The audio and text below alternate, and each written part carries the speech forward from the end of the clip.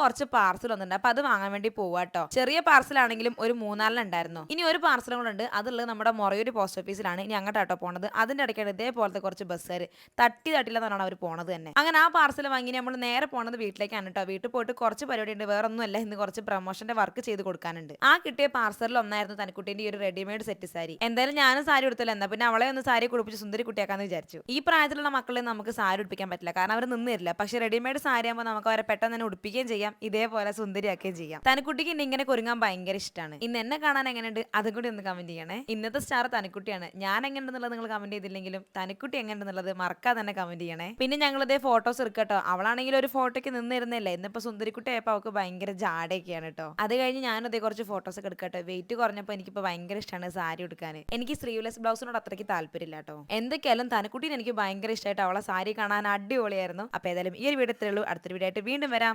By.